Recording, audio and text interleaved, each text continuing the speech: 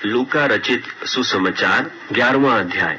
फिर वह किसी जगह प्रार्थना कर रहा था, और जब वह प्रार्थना कर चुका तो उसके चेलों में से एक ने उससे कहा, हे प्रभु, जैसे यूहन्ना ने अपने चेलों को प्रार्थना करना सिखलाया, वैसे ही हमें भी तू सिखा दे। उसने उनसे कहा, जब तुम प्रार्थना करो तो कहो, हे पिता, तेरा नाम पवित्र माना जाए, तेरा राज्य आए, हमारी दिन भर की रोटी हर दिन हमें दिया कर, और हमारे पापों को क्षमा कर, क्योंकि हम भी अपने हर एक अपराधी को क्षमा करते हैं, और हमें परीक्षा में न ला। और उसने उनसे कहा, तुम में से कौन है कि उसका एक मित्र हो और वह आधी रात को उसके पास जाकर उससे कहे कि हे मित्र, मुझे 3 रोटियां दे, क्योंकि एक यात्री मित्र मेरे पास आया है और उसके आगे रखने के लिए मेरे पास कुछ नहीं है। और वह भीतर से उत्तर दे कि मुझे दुख न दे, अब तो द्वार बंद है और मेरे बालक मेरे पास बिछौने पर हैं, इसलिए मैं उठकर तुझे दे नहीं सकता। मैं तुमसे कहता हूँ, यदि उसका मित्र होने पर भी उसे उठकर न दे, तो भी उसके लज्जा छोड़कर मांगने के कारण उसे जितनी आवश्यकता हो उतनी उठकर देगा। और मैं तुमसे कहता हूँ कि मांगो तो तुम्हें दिया जाएगा, ढूंढो तो तुम पाओगे, खटखटाओ तो तुम्हारे लिए खोला जाएगा। क्योंकि जो कोई मांगता है उसे मिलता है, और जो ढूंढता है वह पाता है, और जो खटखटाता है उसके लिए खोला जाएगा। तुम में से ऐसा कौन पिता होगा कि जब उसका पुत्र रोटी मांगे तो उसे पत्थर दे, या मछली मांगे तो मछली के बदले उसे सांप दे, या अंडा मांगे तो उसे बिच्छू दे? सो जब तुम बुरे होकर अपने लड़के बालों को अच्छी वस्तुएं देना जानते हो, तो स्वर्गीय पिता अपने मांगने वालों को पवित्र आत्मा क्यों न देगा। फिर उसने एक गूंगी दुष्ट आत्मा को निकाला। जब दुष्ट आत्मा निकल गई तो गूंगा बोलने लगा, और लोगों ने अचंभा किया। परंतु उनमें से कितनों ने कहा, यह तो शैतान नाम दुष्ट आत्माओं के प्रधान की सहायता से दुष्ट आत्माओं को निकालता है। औरों ने उसकी परीक्षा करने के लिए उससे आकाश का एक चिन्ह मांगा। परंतु उसने उनके मन की बातें जानकर उनसे कहा, जिस जिस राज्य में फूट होती है वह राज्य उजड़ जाता है, और जिस घर में फूट होती है वह नाश हो जाता है। और यदि शैतान अपना ही विरोधी हो जाए तो उसका राज्य क्यों कर बना रहेगा? क्योंकि तुम मेरे विषय में तो कहते हो कि यह शैतान की सहायता से दुष्ट आत्मा निकालता है। भला यदि मैं शैतान की सहायता से दुष्ट आत्माओं को निकालता हूँ, तो तुम्हारी संतान किसकी सहायता से निकालते हैं?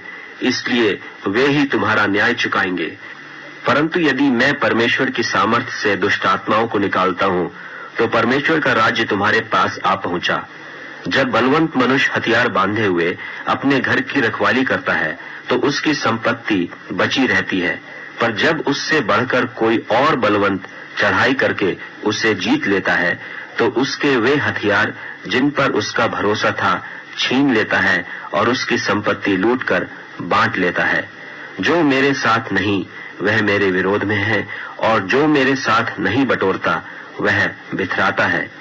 जब अशुद्ध आत्मा मनुष्य में से निकल जाती है तो सूखी जगहों में विश्राम ढूंढती फिरती है, और जब नहीं पाती तो कहती है कि मैं अपने उसी घर में जहां से निकली थी लौट जाऊंगी, और आकर उसे झाड़ा बुहारा और सजा सजाया पाती है।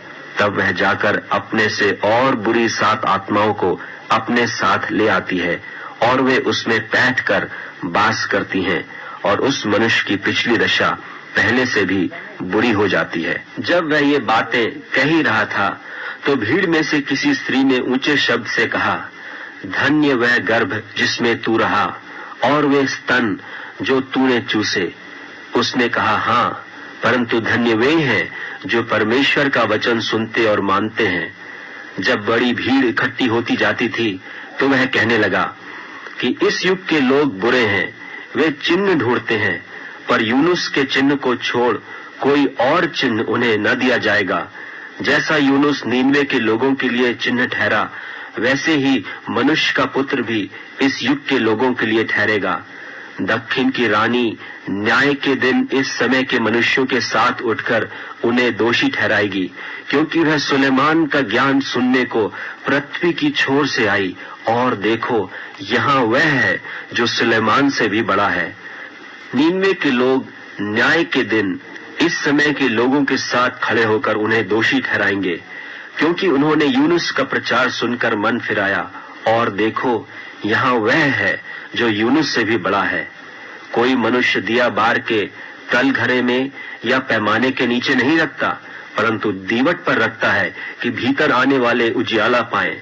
तेरे शरीर का दिया तेरी आंख है, इसलिए जब तेरी आंख निर्मल है तो तेरा सारा शरीर भी उजियाला है, परंतु जब वह बुरी है तो तेरा शरीर भी अंधेरा है।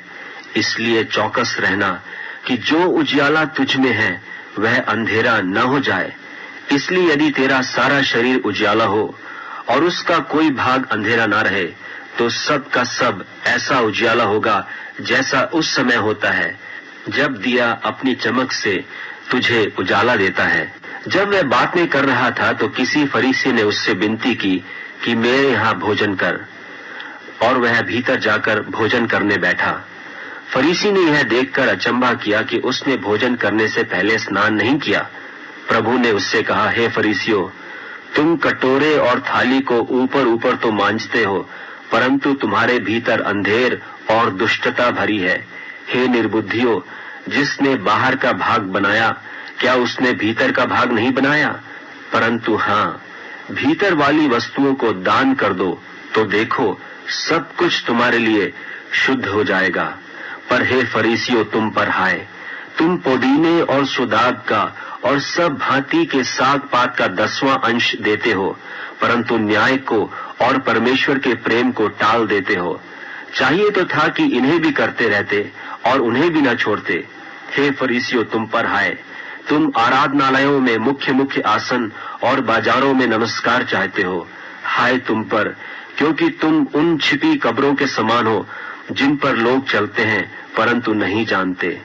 तब एक व्यवस्थापक ने उसको उत्तर दिया कि हे गुरु, इन बातों के कहने से तू हमारी निंदा करता है। उसने कहा, हे व्यवस्थापकों, तुम पर भी हाय, तुम ऐसे बोझ जिनको उठाना कठिन है मनुष्यों पर लादते हो, परंतु तुम आप उन बोझों को अपनी एक उंगली से भी नहीं छूते। हाय तुम पर, तुम उन भविष्यद्वक्ताओं की कब्रें बनाते हो जिन्हें तुम्हारे ही बाप दादों ने मार डाला था। सो तुम गवाह हो और अपने बाप दादों के कामों में सम्मत हो, क्योंकि उन्होंने तो उन्हें मार डाला और तुम उनकी कब्रें बनाते हो।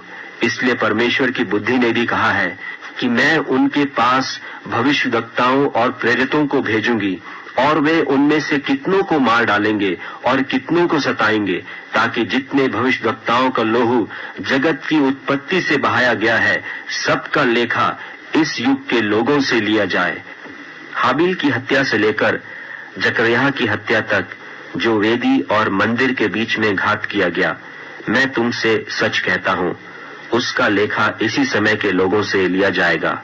हाय तुम व्यवस्थापकों पर कि तुमने ज्ञान की कुंजी ले तो ली, परंतु तुमने आप ही प्रवेश नहीं किया और प्रवेश करने वालों को भी रोक दिया। जब वह वहां से निकला तो शास्त्री और फरीसी बहुत पीछे पड़ गए और छेड़ने लगे कि वह बहुत सी बातों की चर्चा करे, और उसकी घात में लगे रहे कि उसके मुंह की कोई बात पकड़ें।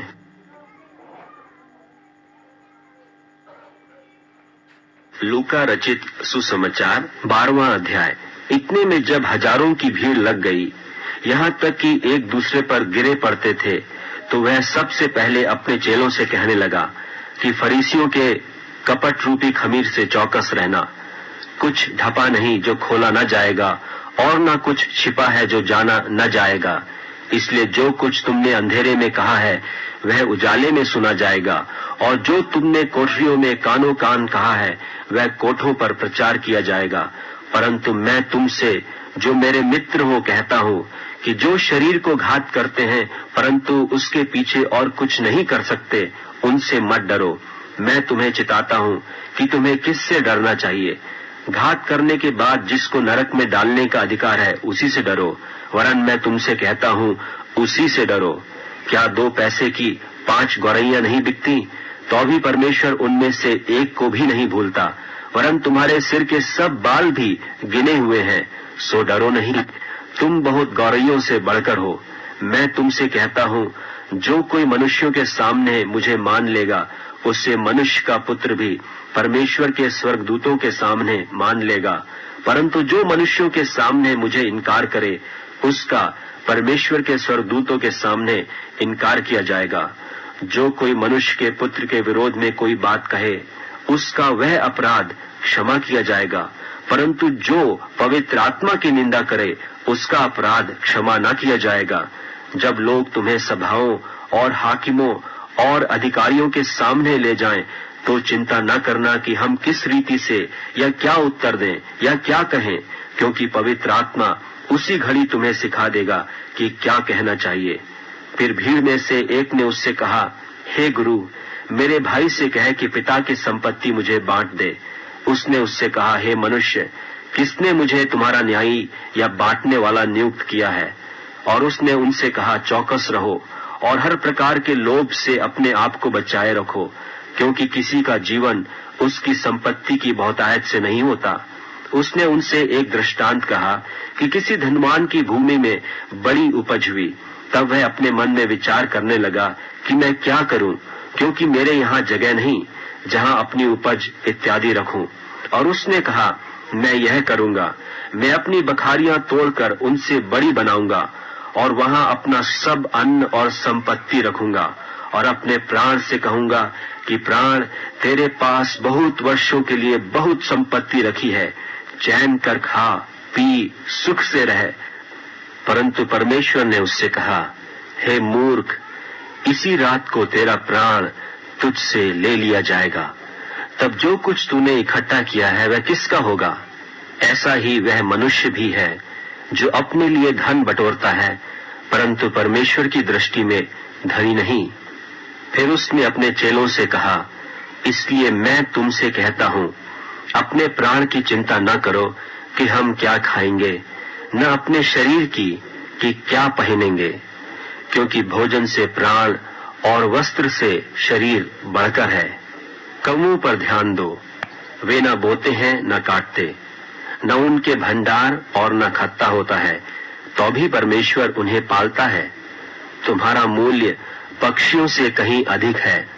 तुम में से ऐसा कौन है जो चिंता करने से अपनी अवस्था में एक घड़ी भी बढ़ा सकता है? इसलिए यदि तुम सबसे छोटा काम भी नहीं कर सकते, तो और बातों के लिए क्यों चिंता करते हो? सोसनों के पेड़ों पर ध्यान करो कि वे कैसे बढ़ते हैं। वे न परिश्रम करते न काटते हैं, तो भी मैं तुमसे कहता हूं कि सुलेमान भी अपने सारे विभव में उनमें से किसी एक के समान वस्त्र पहने हुए न था। इसलिए यदि परमेश्वर मैदान की घास को जो आज है और कल भाड़ में झोंकी जाएगी ऐसा पहनाता है, तो हे अल्प विश्वासियों, वह तुम्हें क्यों न पहनाएगा? और तुम इस बात की खोज में न रहो कि क्या खाएंगे और क्या पिएंगे, और न संदेह करो, क्योंकि संसार की जातियां इन सब वस्तुओं की खोज में रहती हैं, और तुम्हारा पिता जानता है कि तुम्हें इन वस्तुओं की आवश्यकता है। परंतु उसके राज्य की खोज में रहो, तो ये वस्तुएं भी तुम्हें मिल जाएंगी। हे छोटे झुंड, मत डर, क्योंकि तुम्हारे पिता को यह भाया है कि तुम्हें राज्य दे। अपनी संपत्ति बेचकर दान कर दो और अपने लिए ऐसे बटुए बनाओ जो पुराने नहीं होते, अर्थात स्वर्ग पर ऐसा धन इकट्ठा करो जो घटता नहीं और जिसके निकट चोर नहीं जाता और कीड़ा नहीं बिगाड़ता, क्योंकि जहां तुम्हारा धन है वहां तुम्हारा मन भी लगा रहेगा। तुम्हारी कमरें बंधी रहें और तुम्हारे दिए जलते रहें, और तुम उन मनुष्यों के समान बनो जो अपने स्वामी की बाट देख रहे हो कि वह ब्याह से कब लौटेगा, कि जब वह आकर द्वार खटखटाए तो तुरंत उसके लिए खोल दें। धन्य है वे दास जिन्हें स्वामी आकर जागते पाए। मैं तुमसे सच कहता हूं कि वह कमर बांधकर उन्हें भोजन करने को बैठाएगा और पास आकर उनकी सेवा करेगा। यदि वह रात के दूसरे पहर या तीसरे पहर में आकर उन्हें जागते पाए तो वे दास धन्य हैं। परंतु तुम यह जान लो कि यदि घर का स्वामी जानता कि चोर किस घड़ी आएगा तो जागता रहता और अपने घर में सेंध लगने न देता। तुम भी तैयार रहो, क्योंकि जिस घड़ी तुम सोचते भी नहीं उसी घड़ी मनुष्य का पुत्र आ जाएगा। तब पतरस ने कहा, हे प्रभु, क्या यह दृष्टांत तू हम ही से या सबसे कहता है? प्रभु ने कहा, वह विश्वास योग्य और बुद्धिमान भंडारी कौन है जिसका स्वामी उसे नौकर चाकरों पर सरदार ठहराए कि उन्हें समय पर सीधा दे। धन्य है वह दास जिसे उसका स्वामी आकर ऐसा ही करते पाए। मैं तुमसे सच कहता हूँ, वह उसे अपनी सब संपत्ति पर सरदार ठहराएगा। परंतु यदि वह दास सोचने लगे कि मेरा स्वामी आने में देर कर रहा है और दासों और दासियों को मारने पीटने और खाने पीने और पियक्कड़ होने लगे, तो उस दास का स्वामी ऐसे दिन कि वह उसकी बाट जोहता न रहे और ऐसी घड़ी जिसे वह जानता न हो आएगा और उसे भारी ताड़ना देकर उसका भाग अविश्वासियों के साथ ठहराएगा। और वह दास जो अपने स्वामी की इच्छा जानता था और तैयार न रहा और न उसकी इच्छा के अनुसार चला, बहुत मार खाएगा। परंतु जो नहीं जानकर मार खाने की योग्य काम करे, वह थोड़ी मार खाएगा। इसलिए जिसे बहुत दिया गया है उससे बहुत मांगा जाएगा और जिसे बहुत सौंपा गया है उससे बहुत मांगेंगे।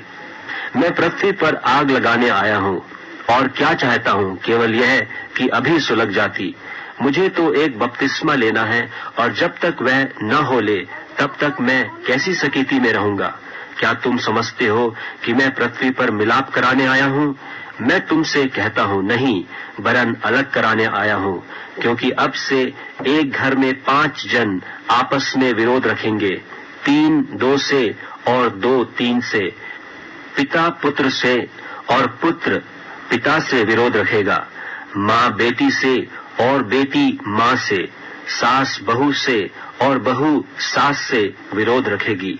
और उसने भीड़ से भी कहा, जब बादल को पश्चिम से उठते देखते हो तो तुरंत कहते हो कि वर्षा होगी और ऐसा ही होता है, और जब दक्षिणा चलती देखते हो तो कहते हो कि लूह चलेगी और ऐसा ही होता है। हे कपटियों, तुम धरती और आकाश के रूप में भेद कर सकते हो, परंतु इस युग के विषय में क्यों भेद करना नहीं जानते? और तुम आप ही निर्णय क्यों नहीं कर लेते कि उचित क्या है? जब तू अपने मुद्दई के साथ हाकिम के पास जा रहा है तो मार्ग ही में उससे छूटने का यत्न कर ले। ऐसा न हो कि वह तुझे न्यायी के पास खींच ले जाए और न्यायी तुझे प्यादे को सौंपे और प्यादा तुझे बंदी गृह में डाल दे। मैं तुमसे कहता हूँ कि जब तक तू दमड़ी दमड़ी भर न देगा तब तक वहां से छूटने न पाएगा। लूका रचित सुसमाचार 13वां अध्याय। उस समय कुछ लोग आ पहुंचे और उससे उन गलीलियों की चर्चा करने लगे जिनका लोहू पिलातुस ने उन्हीं के बलिदानों के साथ मिलाया था। यह सुन उसने उनसे उत्तर में यह कहा, क्या तुम समझते हो कि ये गलीली और सब गलीलियों से पापी थे कि उन पर ऐसी विपत्ति पड़ी? मैं तुमसे कहता हूं कि नहीं, परंतु यदि तुम मन न फिराओगे तो तुम सब भी इसी रीति से नाश होगे। या क्या तुम समझते हो कि वे 18 जन जिन पर शीलोह का गुम्मट गिरा और वे दबकर मर गए, यरूशलेम के और सब रहने वालों से अधिक अपराधी थे? मैं तुमसे कहता हूं कि नहीं, परंतु यदि तुम मन न फिराओगे तो तुम भी सब इसी रीति से नाश होगे। फिर उसने यह दृष्टांत भी कहा कि किसी की अंगूर की बारी में एक अंजीर का पेड़ लगा हुआ था। वह उसमें फल ढूंढने आया परंतु न पाया। तब उसने बारी के रखवाले से कहा, देख, 3 वर्ष से मैं इस अंजीर के पेड़ में फल ढूंढने आता हूँ परंतु नहीं पाता। इसे काट डाल कि यह भूमि को भी क्यों रोके रहे। उसने उसको उत्तर दिया कि हे स्वामी, इसे इस वर्ष तो और रहने दे कि मैं इसके चारों ओर खोदकर खाद डालूं, सो आगे को फले तो भला, नहीं तो उसे काट डालना। सब्त के दिन वह एक आराधनालय में उपदेश कर रहा था और देखो, एक स्त्री थी जिसे 18 वर्ष से एक दुर्बल करने वाली दुष्टात्मा लगी थी और वह कुबड़ी हो गई थी और किसी रीति से सीधी नहीं हो सकती थी। यीशु ने उसे देखकर बुलाया और कहा, हे नारी, तू अपनी दुर्बलता से छूट गई। तब उसने उस पर हाथ रखे और वह तुरंत सीधी हो गई और परमेश्वर की बड़ाई करने लगी। इसलिए कि यीशु ने सब्त के दिन उसे अच्छा किया था। आराधनालय का सरदार रिसिया कर लोगों से कहने लगा, 6 दिन हैं जिनमें काम करना चाहिए, सो उन्हीं दिनों में आकर चंगे हो, परंतु सब्त के दिन में नहीं। यह सुनकर प्रभु ने उत्तर देकर कहा, हे कपटियों, क्या सब्त के दिन तुम में से हर एक अपने बैल या गधे को थान से खोलकर पानी पिलाने नहीं ले जाता? और क्या उचित न था कि यह स्त्री जो इब्राहिम की बेटी है, जिसे शैतान ने 18 वर्ष से बांध रखा था, सब्त के दिन इस बंधन से छुड़ाई जाती? जब उसने ये बातें कहीं तो उसके सब विरोधी लज्जित हो गए और सारी भीड़ उन महिमा के कामों से जो वह करता था आनंदित हुई। फिर उसने कहा, परमेश्वर का राज्य किसके समान है और मैं उसकी उपमा किससे दूं? वह राई के एक दाने के समान है, जिसे किसी मनुष्य ने लेकर अपनी बारी में बोया और वह बढ़कर पेड़ हो गया और आकाश के पक्षियों ने उसकी डालियों पर बसेरा किया।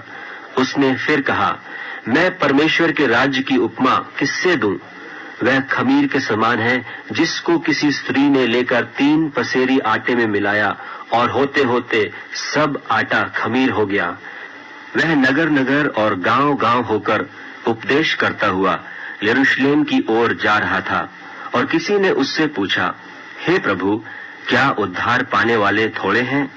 उसने उनसे कहा, सकेत द्वार से प्रवेश करने का यत्न करो, क्योंकि मैं तुमसे कहता हूं कि बहुतेरे प्रवेश करना चाहेंगे और न कर सकेंगे।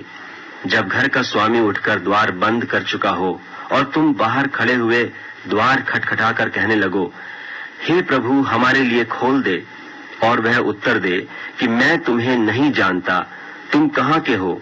तब तुम कहने लगोगे कि हमने तेरे सामने खाया पिया और तूने हमारे बाजारों में उपदेश किया। परंतु वह कहेगा, मैं तुमसे कहता हूं, मैं नहीं जानता, तुम कहां से हो? हे कुकर्म करने वालों, तुम सब मुझसे दूर हो। वहां रोना और दांत पीसना होगा, जब तुम इब्राहिम और इसहाक और याकूब और सब भविष्यद्वक्ताओं को परमेश्वर के राज में बैठे और अपने आप को बाहर निकाले हुए देखोगे। और पूर्व और पश्चिम, उत्तर और दक्षिण से लोग आकर परमेश्वर के राज के भोज में भागी होंगे। और देखो, कितने पिछले हैं वे प्रथम होंगे, और कितने जो प्रथम हैं वे पिछले होंगे। उसी घड़ी कितने फरीसियों ने आकर उससे कहा, यहाँ से निकल कर चला जा, क्योंकि हेरोदेस तुझे मार डालना चाहता है। उसने उनसे कहा, जाकर उस लोमड़ी से कह दो कि देख, मैं आज और कल दुष्टात्माओं को निकालता और बीमारों को चंगा करता हूँ, और तीसरे दिन पूरा करूंगा। तो भी मुझे आज और कल और परसों चलना अवश्य है, क्योंकि हो नहीं सकता कि कोई भविष्यद्वक्ता यरूशलेम के बाहर मारा जाए। हे यरूशलेम, हे यरूशलेम, तू जो भविष्यद्वक्ताओं को मार डालती है और जो तेरे पास भेजे गए उन्हें पत्थरवाह करती है। कितनी ही बार मैंने यह चाहा कि जैसे मुर्गी अपने बच्चों को अपने पंखों के नीचे इकट्ठे करती है, वैसे ही मैं भी तेरे बालकों को इकट्ठे करूं, पर तुमने यह न चाहा।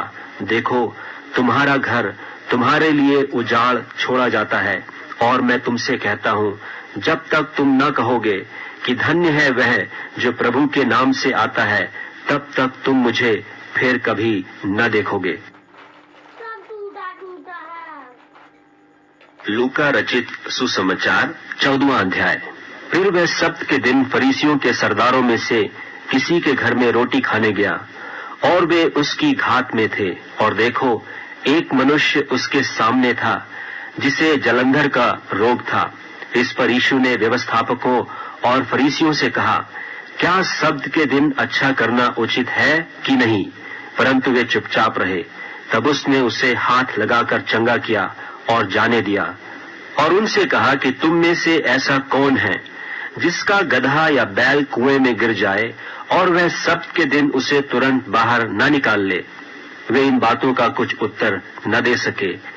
जब उसने देखा कि नेवताहारी लोग क्यों कर मुख्य मुख्य जगहें चुन लेते हैं, तो एक दृष्टांत देकर उनसे कहा, जब कोई तुझे ब्याह में बुलाए तो मुख्य जगह में न बैठना, कहीं ऐसा न हो कि उसने तुझसे भी किसी बड़े को नेवता दिया हो, और जिसने तुझे और उसे दोनों को नेवता दिया है आकर तुझसे कहे कि इसको जगह दे, और तब तुझे लज्जित होकर सबसे नीची जगह में बैठना पड़े।